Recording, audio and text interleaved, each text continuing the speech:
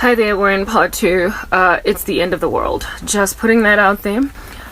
Please go check out the previous part to gauge your bearings. We're still having this conversation, and my prayer is that it's going to sober some people. I suspect, however, if I'm looking in that direction, it's only because I'm doing edits while I'm talking, so something is in progress and I'm just gawking at it. Anyway, you're very likely watching this from the vantage point of being in the tribulation. So whoopsie daisy, sorry, except whoops, like that's all I can say.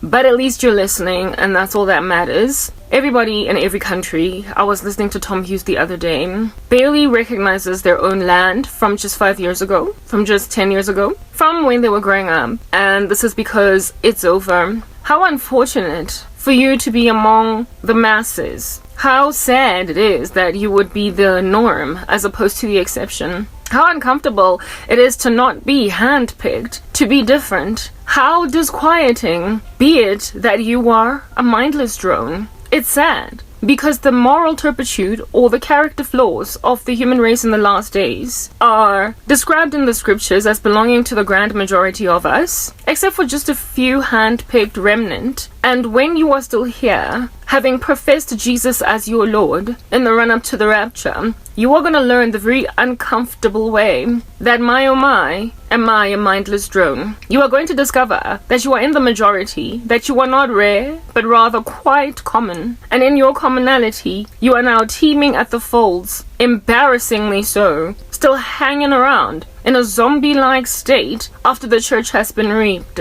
I am doing this part to yet again etch into people's hearts why they've been left behind. Because God keeps on confirming to me that I'm going home. If anything, yesterday he said to me in a dream, literally, God speaks to me in all different kinds of ways that I'm usually within that personality. So, because I'm very singy, God sometimes sings to tell me what he's doing. And yesterday, y'all made me live with a cat. Like, I can't stand the fact that I have to keep on opening for an animal, closing for it, and it every so often rolls around in the sand. But anyway, whatever. Those very issues that you've given the cat, my cat, are the very issues that you are about to face, where people don't really like you anymore because they feel as if though you are a burden to continue to live in their space, given that they're going through so much. That is the nature of the human heart in the very end of the end, i.e. within the tribulation. If you choose Jesus, you're going to be considered just this added extra that frankly needs to be beheaded because you're not getting with the program. Yeah, you're going to be like my cat. Once upon a time, very besotted, was the world with you. Once upon a time, everybody liked you, but now you're just a burden. Yeah, my cat has become a burden. I can't stomach that I have to keep living with an animal in these conditions. And I tried to get out of here, that I might be a little bit better towards my cat, because like I said, it has become a burden to me, to a point where I have stopped calling her she. Now it's just an it, because I cannot deal. You're about to be like my cat in the tribulation if you choose Jesus. If you don't choose Jesus, either way, you're going to be like my cat to God. So there is no escaping being like my cat. If you choose Jesus, the world will treat you like trash. If you choose the Antichrist, God will treat you like trash, because that's exactly what you're going to end up being, trash to be thrown in an eternal furnace. Anyway, let me open for the cat that is a burden to me and get back to this discussion. I don't dislike my cat, I just don't like being inconvenienced and made to live with a grubby animal in such an enclosed environment because I've been abandoned. The very thing that I'm out here in these streets trying to highlight as an issue, even though people are trying to pretend like I had this random insanity coming. All of y'all who call me member of a cult, all the best. I'm about to humiliate that very ideology or that very mindset, that very way of thinking. I'm about to humiliate it.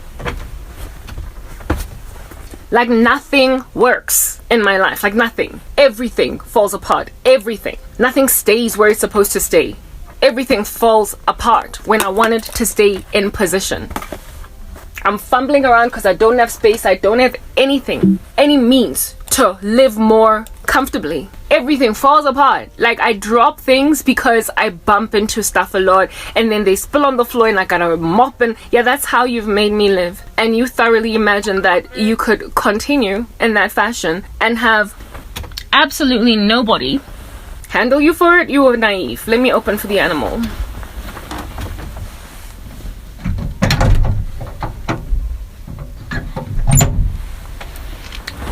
It left while I was busy ignoring it. Yeah, that's just what is going to happen with you. Maybe, just maybe, when everybody's closing, kicking doors down in on you, now that you are hiding from the Antichrist and his military, they might just leave because they think there's no one in the room. So, best to be like my cat, like proper. When you take affection away from yourself, affection, no, not by human beings, because who cares, right? But from God, you had it coming. Let's just carry on talking. This cat is not done bugging me.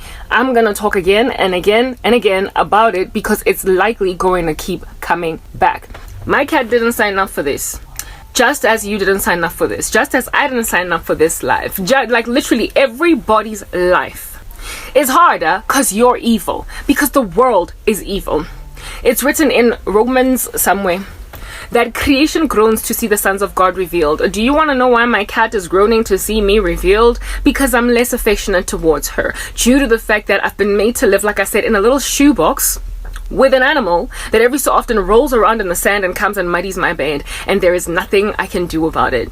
And these are observations that my own family are making, and they're claiming that, girl, you did this to yourself. So let's get straight back into the gist of this conversation, but not before taking a sip of a cup of coffee that might spill on my bed because I don't have a proper place where I can work, and such incidents are minimized, the likelihood of them happening anyway.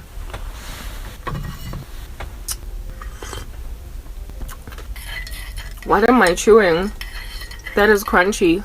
A sugar crystal? I don't know. Doesn't really matter. You're gonna hate even looking at this cup of coffee in my hands, because you're gonna realize the luxury I was living in comparison to what you're now finding yourselves in. Even though I'm currently living in what you term squalor. The least in the kingdom of heaven has become the greatest now. Look at that. Anyway, lighting came back there for me.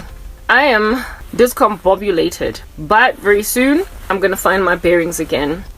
I am disquieted, made somewhat unhappy by the prospect of continuously being looked at by friends and family like I'm some loser. I'm sorry. If you find me somewhat contentious, it is only because the reviling has gotten to a point against my life where, frankly, it's clearly irresponsible, and yet people are continuing in this fashion.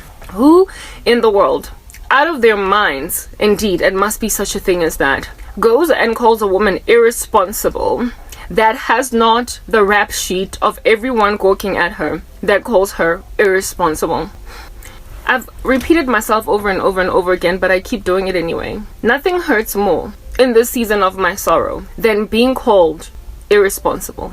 Literally nothing hurts more, because there is nothing less accurate of a description about me than that. I have been an example of how to be almost all my life, even as a teenager. The kid that passes in school with good grades, the one that does not just haphazardly randomly date stupid boys,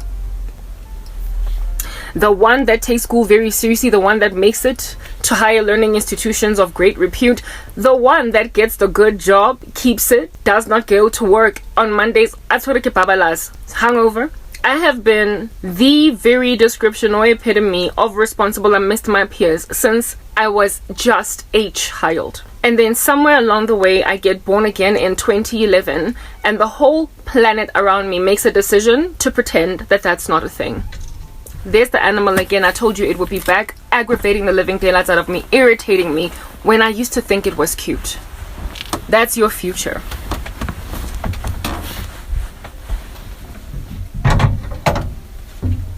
Do what you need to do and get out, please.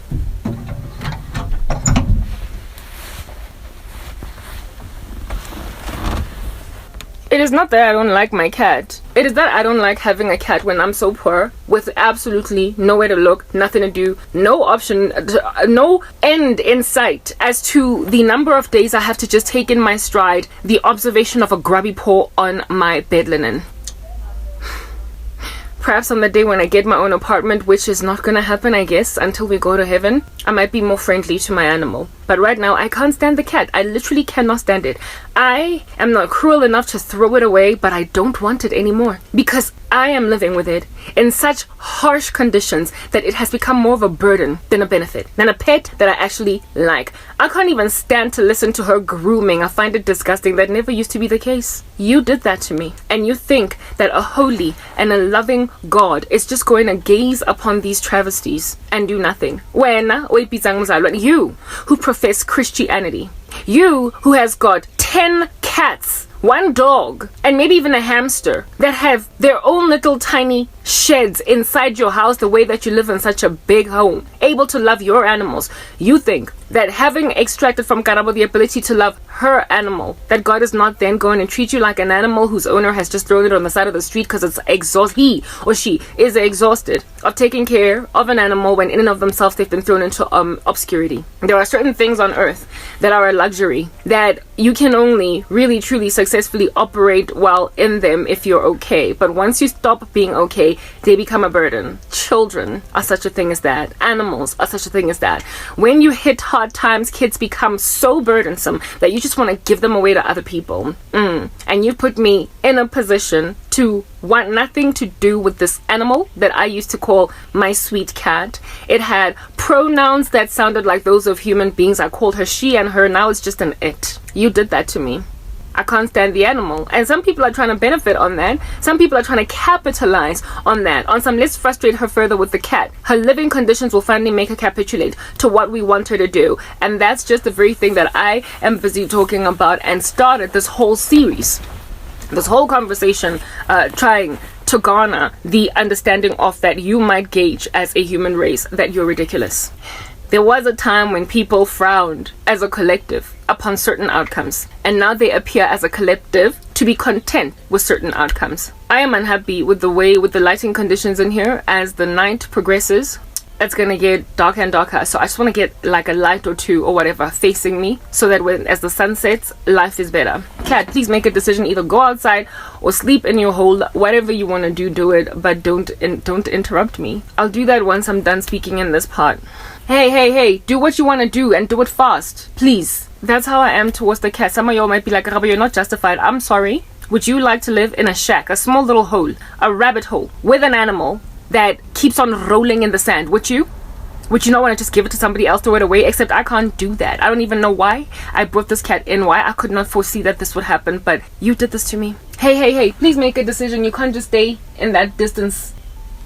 This is what people made a decision a woman's life is going to end up like. When I had such a bright future, everything going for myself, looking forward to being a mom, a homeowner, anything and everything that I could possibly be. And the strange and ironic thing about my circumstances is that even the body of Christ, or at least who call themselves body of Christ, did this to me. And you think we're not at the great apostasy? You think we have not arrived at the place where people have fallen away from the faith and given heed to seducing spirits and doctrines of demons?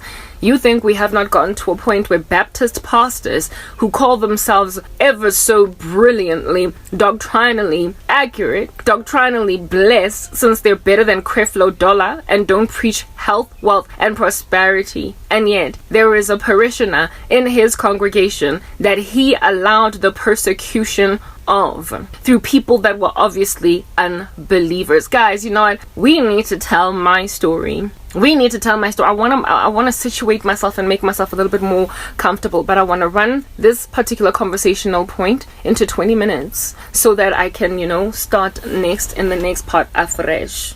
The situation I find myself in, I was not only thrown into it by friends and family, but even the church refused to help me out when I was suffering. I wrote a song about it. I rewrote Hosea's Take Me to Church, and it was about that. Claim that heaven never did speak, but I made myself a mouthpiece. Yeah, the church participated in the mutiny against my life. These conditions I live in today, it's not like I had no church. It's not like I didn't ask help from the church. I did.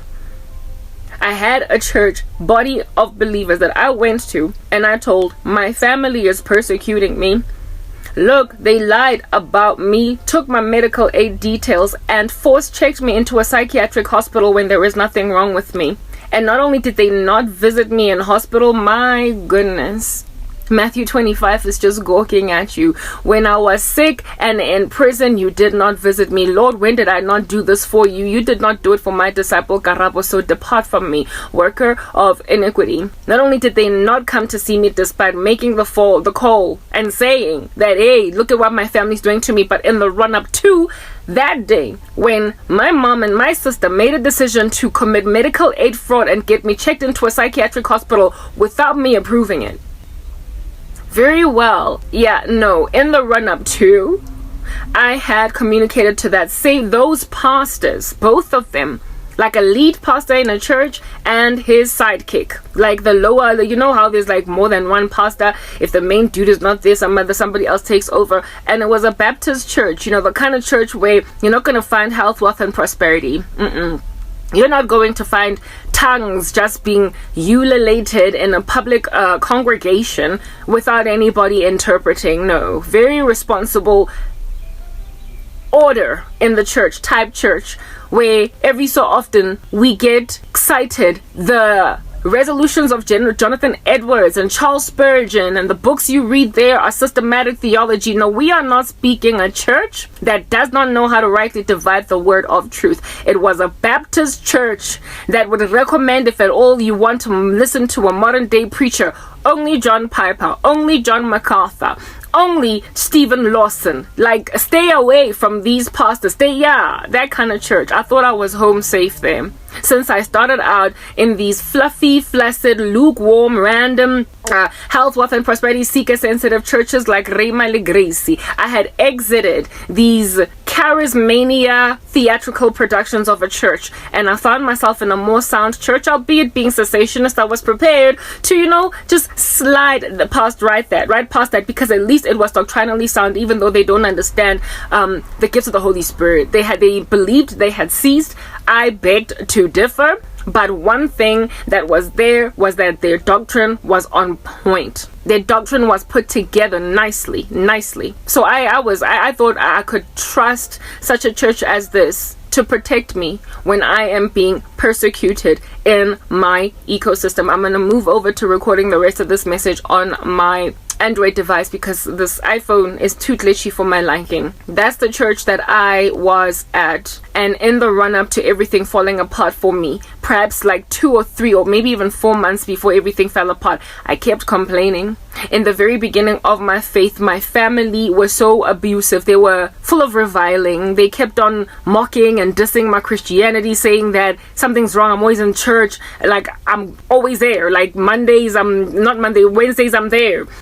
Saturday and I'm there Sunday twice a day. Like, yeah, I'm there. And for them, this was problematic that I was going to church so much, and they were gossiping me all over the show in the family, despite calling themselves Christians, many of them. And like, I was just being given a lot of grief. I started to get treated really badly, but whatever, I had church. And I would tell the family, I would tell the church fam, I would explain to them I'm being persecuted. My family, like, they're different from the way they were prior to me coming to Christ. Help out. My mom, I invited her to church one time. She came with me, hated the church because, it was sound. She was more happy to go to Rhema, more happy to go to Grace, where they're gonna, sing her a couple of songs, a whole bunch, and preach rubbish at the pulpit. So when I invited her to my church one time, she didn't like it, and so she never came back again. So here is this unbeliever that I brought to a sound church that did not return because she did not like the message of God, given that she was gathering for herself a great number of teachers to teach her what her itching ears want to hear. So they had observed that activity in my mom. They had observed that activity in my family members. And I was the one that was there, a member, everything. And when I started to tell them that I'm being persecuted, they send me emails telling me, Psalm 91, God is going to protect you. Basically, like a soft comfort. You'll be okay. We'll pray for you. The persecution never stopped. It was so bad that one Sunday morning, thanks to the way that I was being treated at home, I had to leave some prayer session to go to the bathroom to cry. I heard a woman coming into the bathroom, and I was like audibly sobbing, sniffling. I was actually kind of seeking for attention, wanting for somebody to listen to me and like help my cause. And this woman came in did her business, hearing me sobbing in one of the stalls in the bathroom.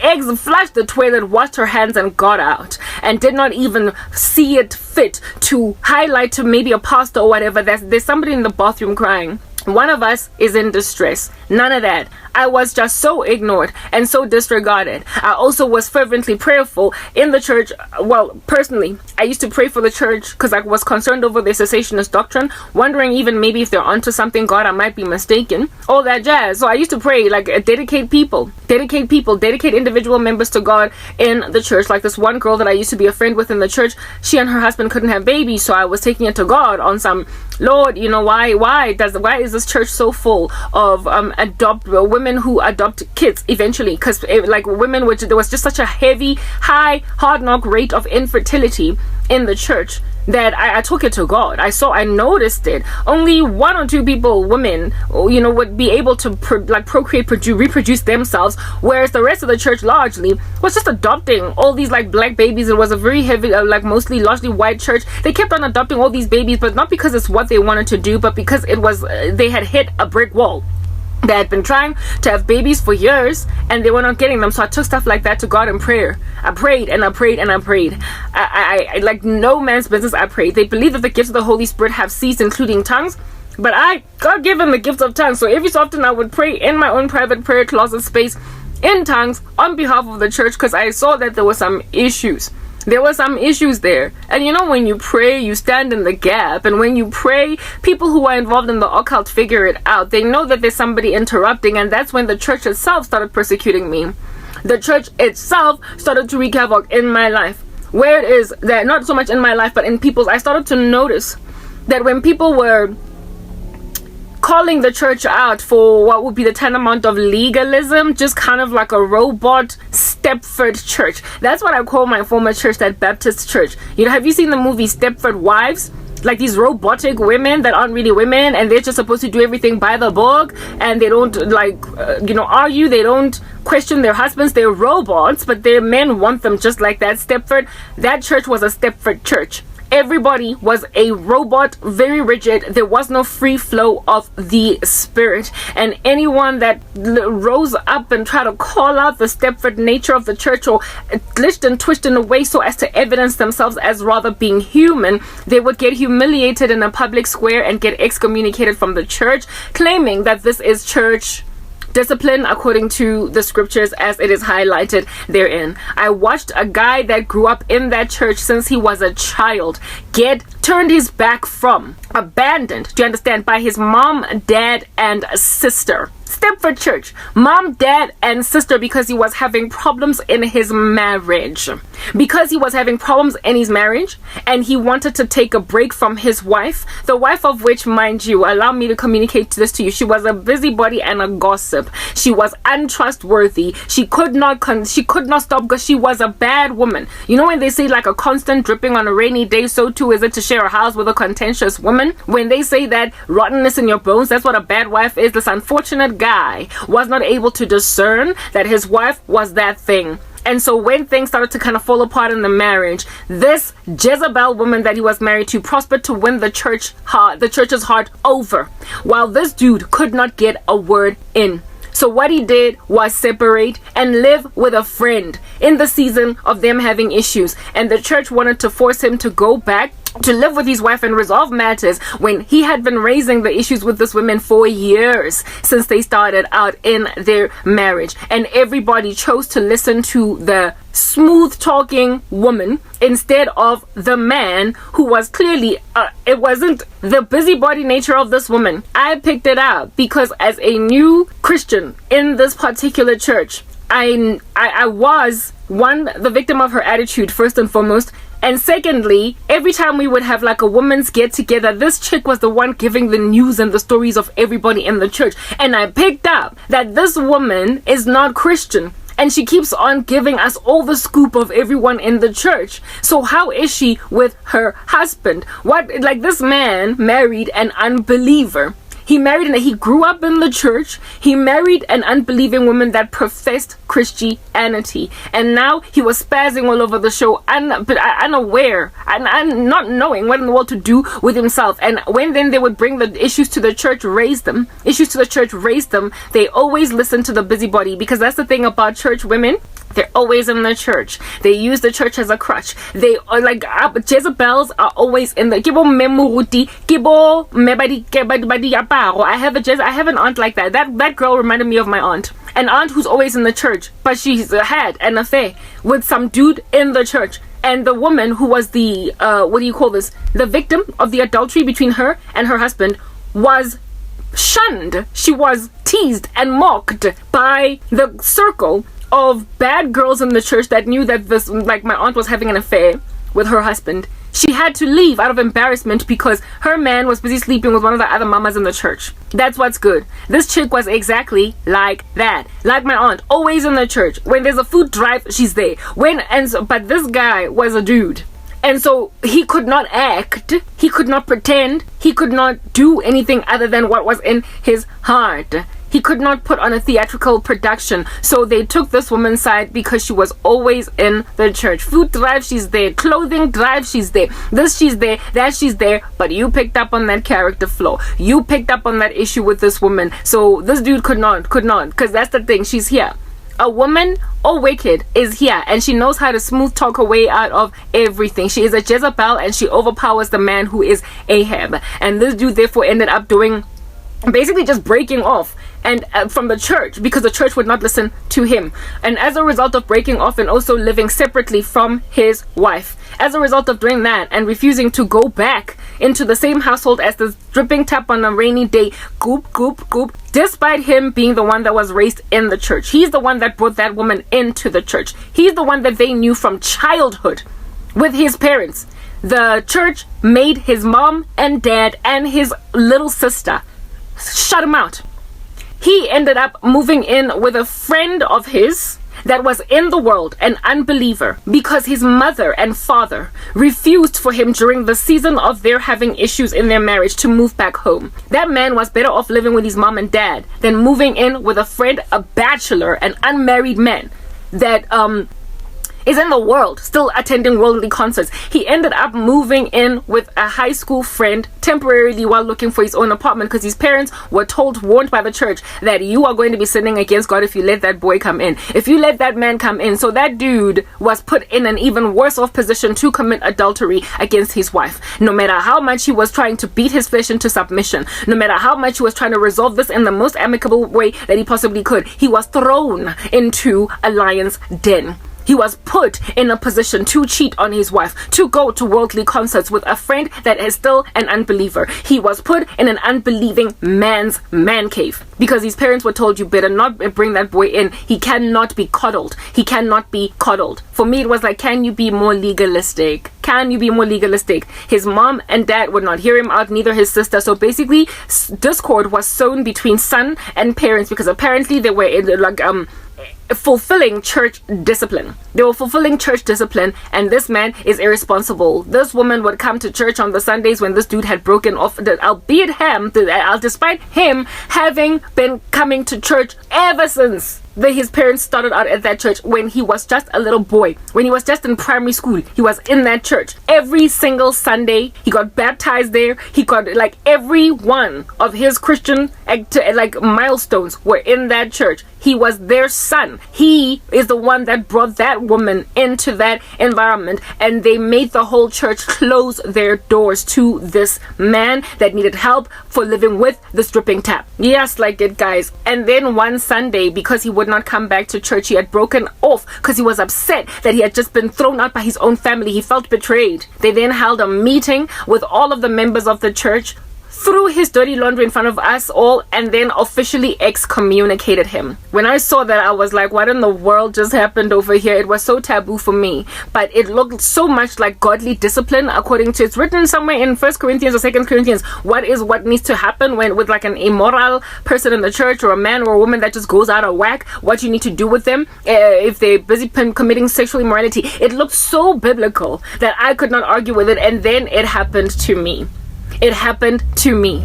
Let's say that guy's name was Peter. What happened to Peter happened to me. What happened to Peter happened to me. Let me go on right ahead to explain that in the next part.